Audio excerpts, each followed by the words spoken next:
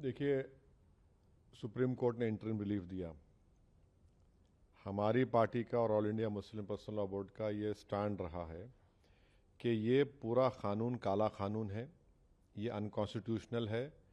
इसलिए अनकॉन्स्टिट्यूशनल है ये कि फंडामेंटल राइट्स को वायलेट करता है, चाहे आर्टिकल 14 हो, 15 हो, 25 और 26 और 29 हो। तो ये जो इंटरिम ऑर्डर है, इससे हटकर हम इसको कॉशियसली देखते हैं। क्यों देखते हैं? क्योंकि इसमें करीब 45-48 अमेंडमेंट्स हैं। एक अमेंडमेंट ऐसा है कि अभी जब हम बात कर रहे हैं, लिमिटेशन एक्ट अप्लाई हो रहा है, तो जितने लोग लैंड ग्रैबर्स हैं या एंक्रोचर्स हैं वो मालिक बन रहे हैं। और फिर वफ इवैक्यू प्रॉपर्टीज़ जो है वो ख़ास तौर से देश में पूरी जगह पर और पंजाब हरियाणा में बहुत है, वो अब गवर्नमेंट कस्टोडियन में चले आएंगे, तो वक्फ बोर्ड से हम उसको लूज कर रहे हैं। तीसरा यह है कि सेक्शन 2 में जो ट्रस्ट एक्ट है, जो सुप्रीम कोर्ट ने जजमेंट में कहा था कि वो वक्फ की प्रॉपर्टी है, गवर्नमेंट ने सेक्शन 2 के जरिए पूरे ट्रस्ट को निकाल दिया वक्फ से। और इसका पहला फायदा होगा देश के सबसे बड़े दौलतमंद आदमी को, जिसने खोजा ऑर्फनेज पर अपना घर तामीर किया था, जिसका केस अभी सुप्रीम कोर्ट से है। तो सेक्शन 2 से उसको फायदा होगा। पूरे जो वक्फ जो ट्रस्ट है उसको ट्रस्ट है बोल के वक्फ से निकल जाएंगे। चौथा ये है कि ये 5 साल का प्रोविजन है। कौन तय करेगा कि 5 साल से प्रैक्टिसिंग मुसलमान है? और अगर कोई महिला होगी तो उसका कौन तय करेगा?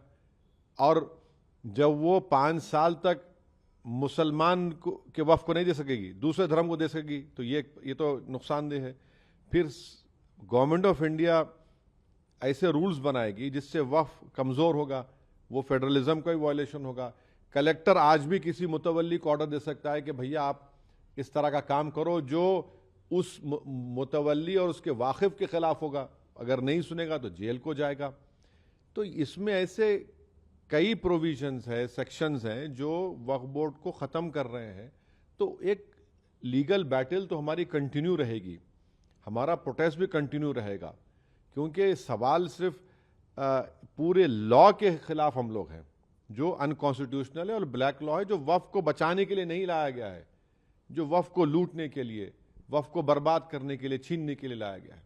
माननीय उच्चतम न्यायालय ने यह भी कहा कि ज्यादा पिटिशंस आई हैं उनको कहीं ना कहीं वो एक तरीके से दिखाई देती हैं, एक ही बात पिटिशन में आती है। तो कुछ पिटिशंस को सुनने की बात कही गई है।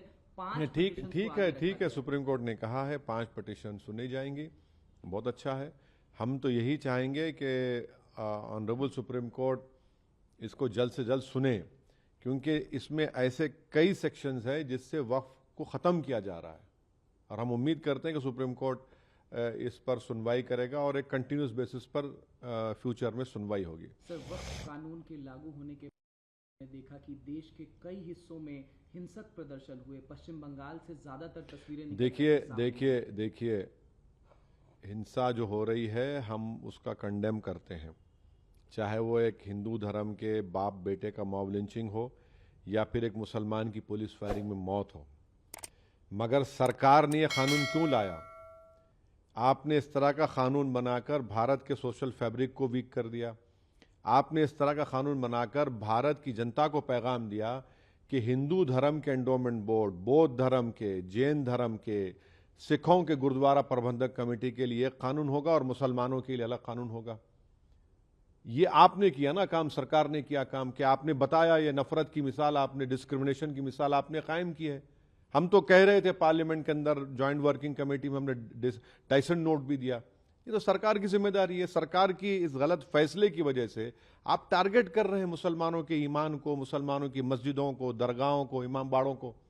और अब कैसे उम्मीद करेंगे कि कोई गयूर मुसलमान आपके सामने सर झुका देगा, आपके कानून को एक्सेप्ट कर लेगा, जो कॉन्स्टिट्यूशन के खिलाफ है, फ्रीडम ऑफ रिलीजन के खिलाफ है, आर्टिकल 26 का ग्रेव वायलेशन है। कल सीजे पर चिंता व्यक्त की थी जिस तरीके से हिंसा हो रही थी सर, और कहीं ना कहीं अब आगे किस राह पर देखिए हम वायलेंस के खिलाफ थे, हैं और रहेंगे, मगर प्रोटेस्ट हमारा अधिकार है। हम जनता के दरमियान में जाएंगे, अपनी बात को रखेंगे, प्रोटेस्ट होगा। All India Muslim personal law board ने जो प्रोटेस्ट का प्रोग्राम बनाया, हम उसकी सपोर्ट करते आए, सपोर्ट करेंगे, ह्यूमन चेन का उन्होंने ऐलान किया, एक डेट को ह्यूमन चेन होगी, एक तारीख के दिन कोई डेट अनाउंस होगा जिसमें 10 मिनट के लिए लाइट बंद होगी, महिलाओं का प्रोटेस्ट होगा।